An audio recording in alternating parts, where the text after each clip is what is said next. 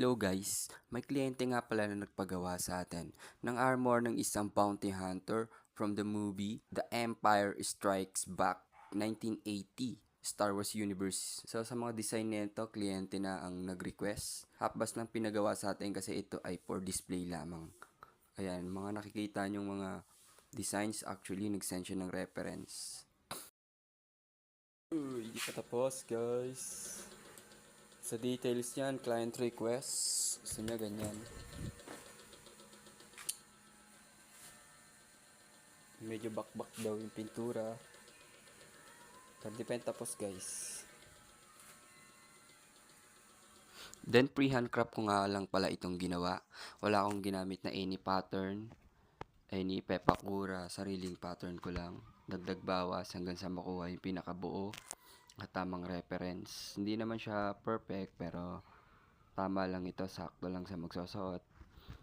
Then sa mga gusto naman matuto ng mga ganitong weathering and ganitong klase ng crafting or any gusto nyong i-craft ay first requirements for me is dapat marunong ka mag-drawing sapagkat kapag marunong ka mag-drawing, marami kang magagawa. So ito na siya guys, ano?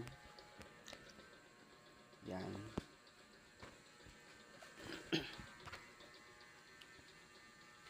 Lagay pa natin yung logo niyan dyan. Logo. Then, ito yung jetpack. So, i-details pa natin to. Lagyan natin ng same weathered. Yan, jetpack. Yan diba? Ito nakadikit. Ito sa likod.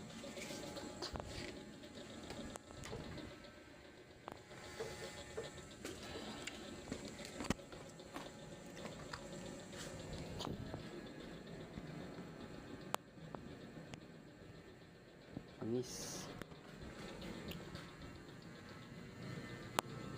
Okay, next week may ano na tayo, compressor para katulad na ito, kailangan ng additional details. Malalagyan natin sana. Ang ganda. Then sa jetpack guys, ay same weathering lamang yung ginawa ko para pantay sila. Sayang nga lang kasi ang linis ng gawa ko dito. Pero wala tayong magagawa, client request. Pero for me is masyadong marami yung pagkakabakbak ng pintura. Pero nag-send kasi ng reference si client, kaya dapat natin sundin. At kung napansin nyo guys, daliri lang yung ginagamit ko dito. O maliit na peraso ng Eva foam o rubber sheet para sa mga detailing, sa mga weathering silver. Yan guys, kita nyo.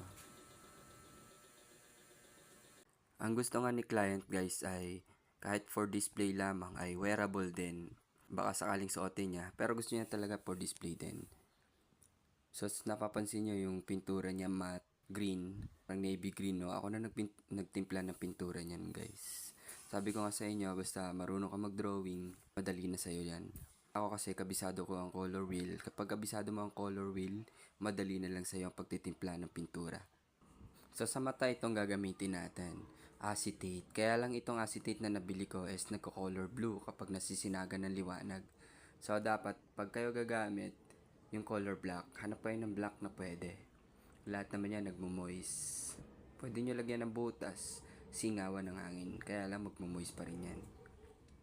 Sa mga ganitong design naman ng mga costume, ganitong klase ng mga costume, mga armor, mas maganda pa rin ang matte color kasi kapag sobrang gloss ng pagkakakulay, parang hindi na siya realistic tingnan.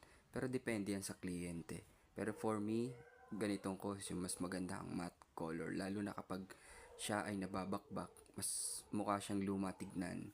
Ayan o guys, pag nababakbak yung pinaka-weathering nyo, matte color lang dapat. Hindi siya glossy. Magmumukha siyang plastic, hindi siya magmumukhang metal. Ganon din sa paggawa ng mga rifle na color black and ganitong pagkaka-green sa mga rifle and any weapons. Dapat matte color lang. Depende yan sa kliyente. Pero for me, mas maganda ang matte color. Maraming magagandang character sa Star Wars na masarap i-crop at gawing costume. Lalo na yung Mandalorian. Pangarap ko yan na i-crop at i-cosplay, dalhin sa mga cosplay events at sa mga Star Wars events. Tingnan nyo guys. Pinix ko na nga pala yung backpack niya sa likod since for display lamang siya. Kaya naman sa mga naghahanap ng crafter na katulad ko, direct message lang kayo sa page na ito. Then send kayo ng mga reference na gusto nyong i-cosplay o ipagawa. Gagawa natin ng paraan yan.